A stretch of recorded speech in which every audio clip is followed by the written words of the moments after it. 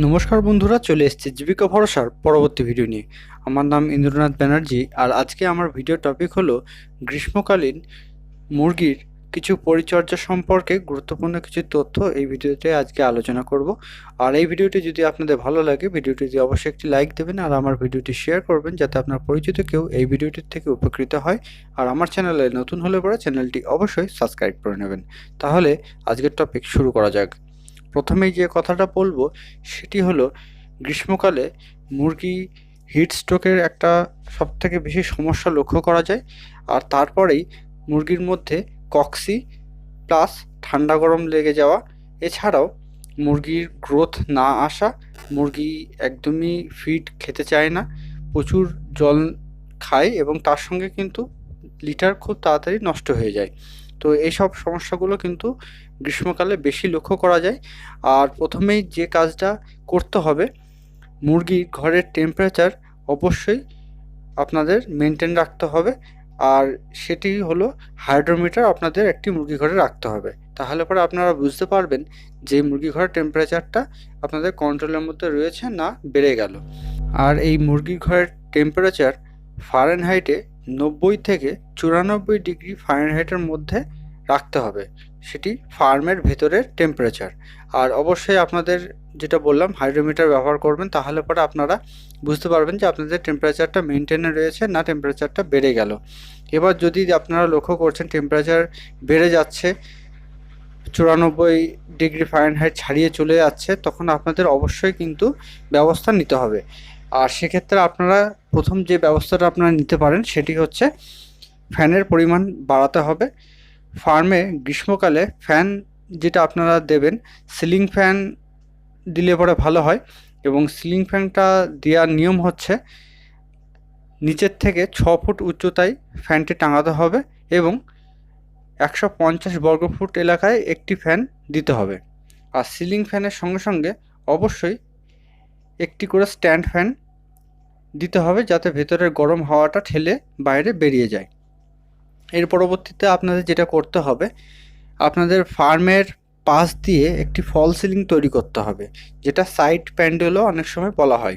তো এই সাইড প্যান্ডেলটা করার নিয়ম হচ্ছে, মুরগির ঘরের পাশ দিয়ে যে রোদ পড়ে সেই রোদটাকে আটকানোর জন্যে আপনাদের একটা মাচা টাইপের করতে হবে মুরগির ঘরের চারপাশ দিয়ে। এবং সেটি করার নিয়ম হচ্ছে, চটের বস্তা দিয়ে সেই ছাউনিটা করতে হবে। চটের বস্তা দিয়ে করতে পারলে সবথেকে ভালো হয় এবং সেটাকে প্রত্যেক আধ ঘন্টা অন্তর সেই চটের বস্তাটিকে ভিজিয়ে দিতে হবে। তাহলে পরে বাইরের যে গরম হাওয়াটা সেটা ভেতরে ঢুকবে না এবং ওই চটের বস্তাটা ভিজে থাকার কারণে ভেতরে একটা ঠান্ডা ভাব সবসময় থেকে যাবে। আর চটের বস্তা যদি আপনারা না ব্যবহার করতে পারেন, সেক্ষেত্রে ছাউনি করার জন্যে তাল গাছের পাতা বা নারকেল গাছের পাতা দিয়ে আপনারা ওই ছাউনিটা করতে পারেন, তাহলে পরেও আপনাদের কিন্তু অনেকটা এর থেকে উপকার পাবেন। এর পরবর্তীতে আপনাদের ফার্মের চাল যদি টালির হয়, তো সেক্ষেত্রে আপনারা সেই টালির ওপরে একটি কাজ করতে পারেন, সেটি হচ্ছে হোয়াইট ওয়াশ করতে হবে। যদি এই হোয়াইট ওয়াশ আপনারা টালির ওপরে করতে পারেন, তাহলে পরে কিন্তু টালির যে গরম ভাবটা নিচেই খুব কম পরিমাণ নামবে।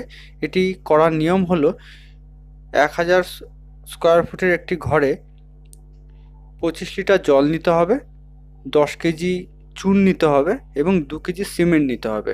সবগুলোকে একসাথে মিক্স করে তুলির সাহায্যে এর ওপরে প্রলেপটা দিয়ে দিতে হবে। তাহলে পরে আপনাদের টালিগুলো গরম কম হবে এবং ভেতরে গরমের যে একটা হাওয়া নিচে যেটা নামবে সেটা কিন্তু খুব কম পরিমাণ আসবে।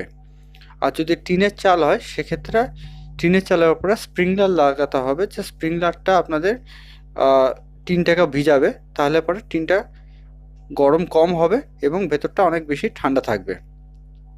আর মুরগির যদি সবথেকে ভালো হয় যে আপনাদের ফার্মের আশপাশ দিয়ে যদি গাছপালা লাগাতে পারেন, তো সেক্ষেত্রে আশপাশটা অনেক বেশি ঠান্ডা থাকবে এবং ঘরটা ছাওয়ার মধ্যে থাকবে। আপনাদের মুরগিগুলো তাহলে অনেক বেশি সুস্থ থাকবে এবং ভালো থাকবে।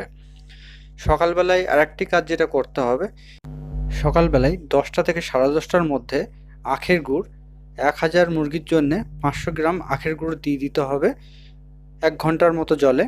এবং অন্য দিন যেটা করতে হবে সেটি হচ্ছে কাঁচা আমলকি। এই কাঁচা আমলকি কিন্তু খুব শরীরকে ঠান্ডা করতে সুবিধা করে এবং পেটের সমস্যা দূর করে, মানে পাতলা পায়খানা বা কফি টাইপের সমস্যা বা হিট স্ট্রোক থেকে রক্ষা করার জন্য কাঁচা আমলকি আপনারা ব্যবহার করতে পারেন। এটা 1 কেজি ব্যবহার করতে হবে 1000 লিটার জলে। আর এই গরমের টাইমে ফার্মারদের আরেকটি কাজ যেটা করতে হবে সেটা হচ্ছে দুপুরবেলার টাইমে ফিডারে যেন কোনো রকম ফিড না থাকে সেদিকে লক্ষ্য রাখতে হবে, কারণ এই সময়টা যদি ফিড বেশি মুরগি খেয়ে নেয় তাহলে কিন্তু হিট স্ট্রোকটা অনেক বেশি পরিমাণে হবে। সেই জন্যে এই টাইমটা ফিড একদমই ফিডারে রাখা যাবে না। এর পরবর্তীতে জলের ট্যাঙ্কিকে খুব ভালোভাবে ঢেকে রাখতে হবে, যাতে ট্যাঙ্কিতে যে জলটা আছে সেটা যেন কোনো রকমভাবে গরম না হয়ে যায়, যাতে মুরগিরা প্রত্যেক মুহূর্তে ভালো ঠান্ডা জলটা পেতে পারে। এবং জলের লাইনটা যেটা রোদের মধ্যে দিয়ে আসছে সেটাকে চটের বস্তা দিয়ে খুব ভালোভাবে কভার করে ফেলতে হবে, যাতে পাইপের মধ্যে থাকা জলটিও যাতে গরম না হয়ে যায়। আর যদি ফার্মাররা লক্ষ্য করেন যে অতিরিক্ত হিট স্ট্রোক হচ্ছে বা বাইরের তাপমাত্রা অতিরিক্ত বেড়ে গিয়েছে, তো সেক্ষেত্রে আপনারা 1000 মুরগির জন্যে 10টি প্যারাসিটামল 650 আপনারা ব্যবহার করতে পারেন। এতে মুরগির শরীরের তাপমাত্রা অনেকটা কমে আসবে এবং হিট স্ট্রোক অনেক কমে যাবে। তাহলে আজকের ভিডিওটি এখানে শেষ করছি। আর আজকের ভিডিওটি যদি আপনাদের ভালো লাগে ভিডিওটিতে একটি লাইক দেবেন আর আমার ভিডিওটি শেয়ার করবেন, যাতে আপনার পরিচিত কেউ এই ভিডিওটির থেকে উপকৃত হয়। আর আমার চ্যানেলে নতুন হলে পরে চ্যানেলটি অবশ্যই সাবস্ক্রাইব করে নেবেন। তাহলে সবাই সুস্থ থাকবেন, ভালো থাকবেন। ধন্যবাদ।